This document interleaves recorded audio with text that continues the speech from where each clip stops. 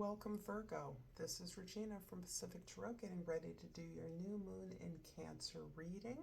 This is mid-July, so this is equivalent to the middle of July, but as a timeless reading, it is for you whenever you find it.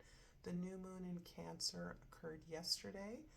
It is opposing Pluto and making favorable aspects to Jupiter and Neptune, indicating that we are in the middle of a huge global shift and that there is a specific time with the sun and moon in Cancer to process our own emotions and feelings about the things we've learned and the changes that we've made over the past 18 years.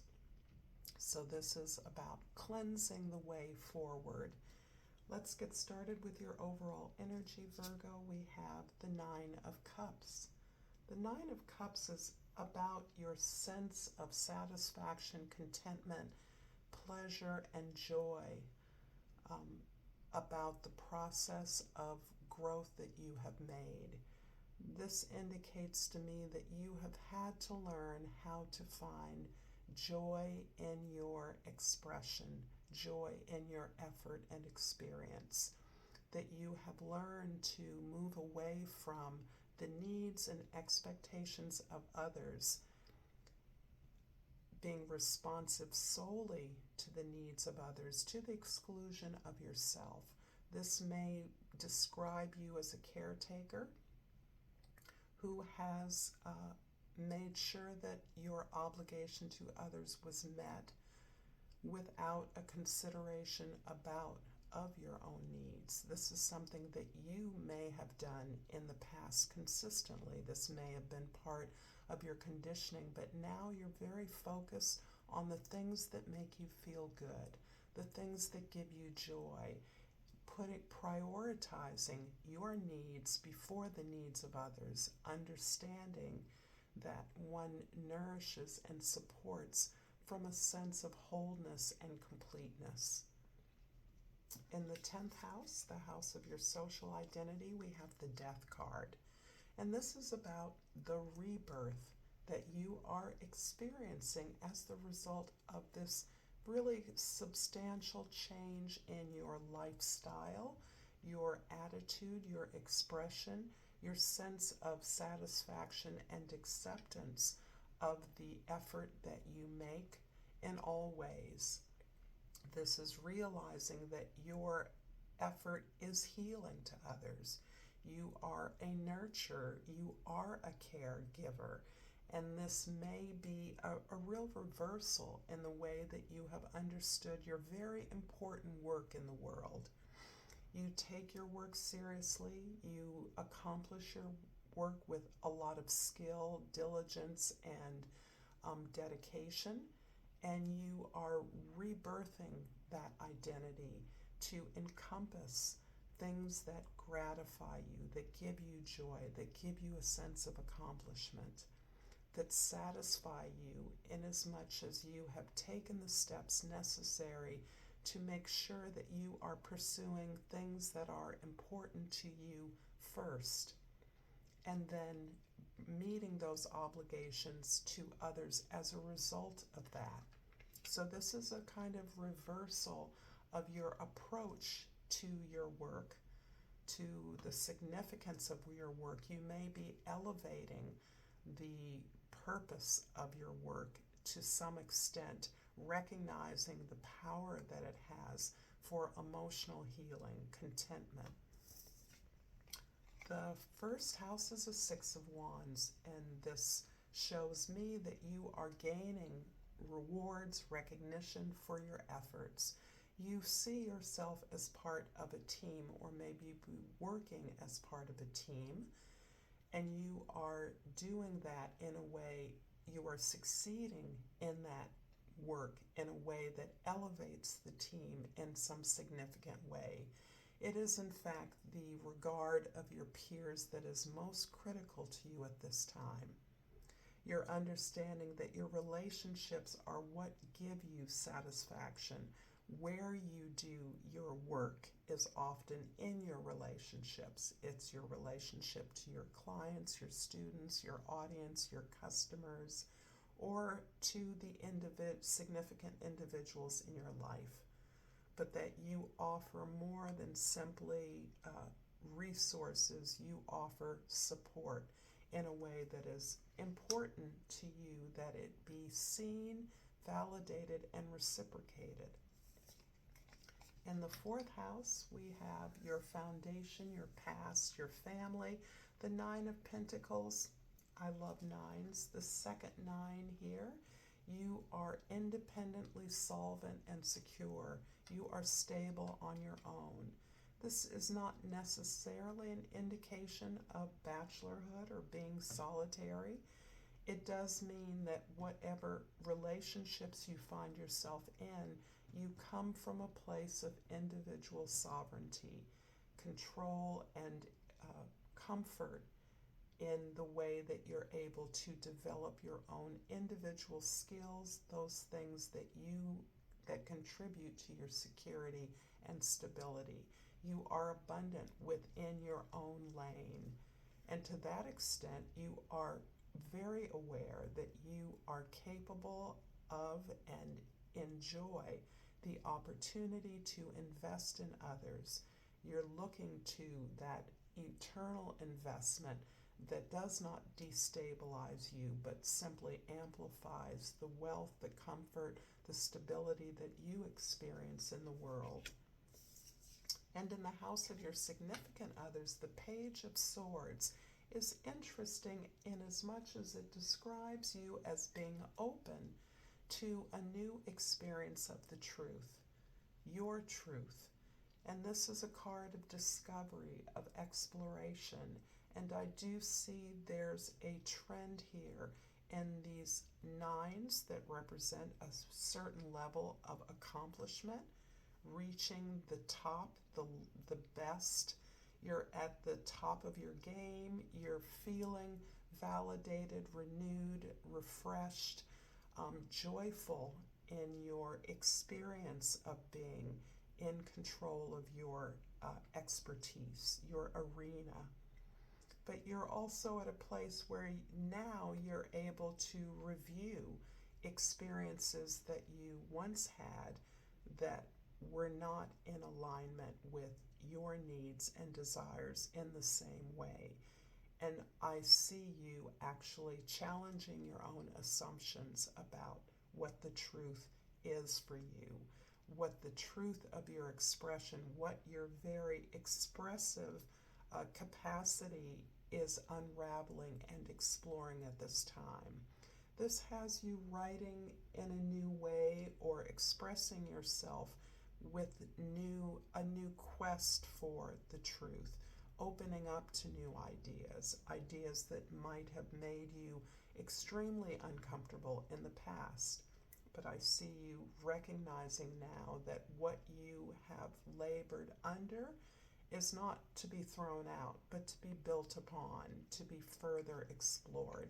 And it could be through youth that you experience this discovery.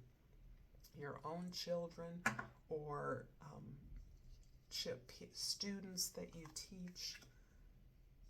The Six of Wands in the first house is clarified by the Nine of Coins in the second house and the Four of Cups in the third house.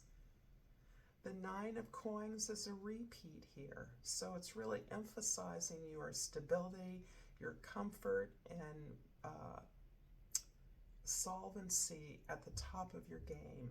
You're feeling complete in terms of your own resources and your ability to enjoy how they contribute to your comfort and your groundedness, your security in the world, your safe space. The Four of Cups is indicating that something that you've received, something that you've gained, is no longer satisfying to you. There's a sense of boredom here around what you had been doing to date. And you may have reached a place of security, of feeling in control of your resources, at the same time that you recognize that it doesn't feel the way you thought it would, and that you have grown a lot since you began this journey towards independence, solvency, and pleasure, feeling good in your accomplishments, that there's actually something else that might be satisfying to you that you have previously not explored. And this is you realizing you have grown a lot, you've actually changed a lot. And now that you're used to this practice of pursuing the things that have meaning to you, you are recognizing that you can give yourself whatever it is that you want. You're capable of manifesting whatever you want, simply as you have manifested this position of solvency and stability in your life. The Nine of Pentacles in the 4th house is clarified by the Eight of Wands in the 5th house and the Knight of Cups in the 6th house. Things are moving very rapidly in terms of new projects, new work, a new team effort that you may be engaged in. You're putting things in perspective through your creative projects. Things are falling into place, and you're now finding yourself in a position to move rapidly, to employ this investment in a way that is not only allowing you to move, be active, have an impact in a concerted way with a group of people, but it's also opening up your heart to exploring new aspects of your desire.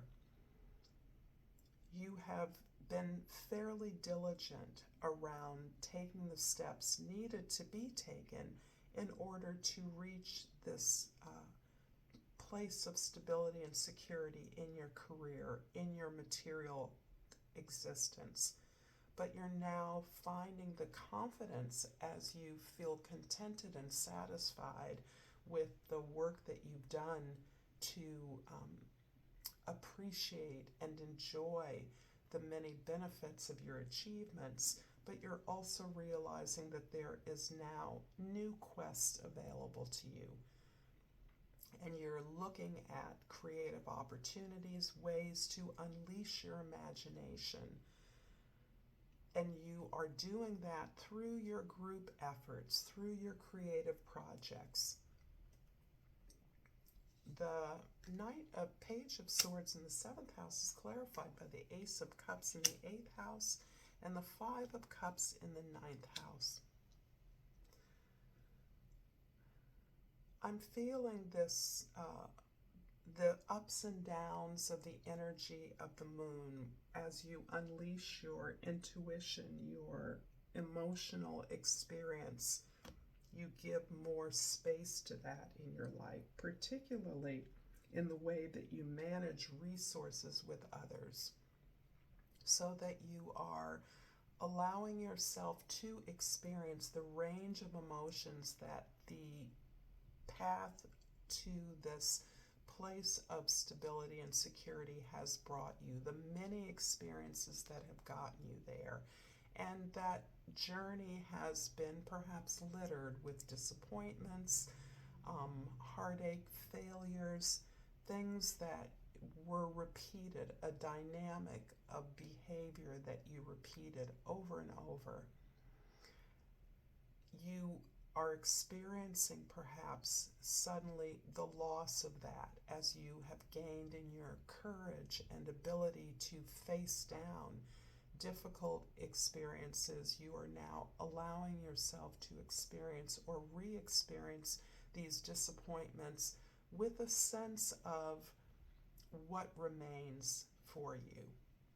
And what remains for you as you review these heartaches is your connection to yourself, the strengthening relationship you have with yourself, so that you are now in active connection to your higher self, to your potential options in the future, to your gratitude for the many lessons and even hardships that you've experienced.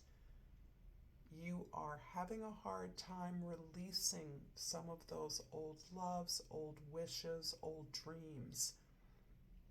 But you're recognizing that they existed for a reason, and as you begin to re-explore your future, you can't help but go back to things that didn't work out.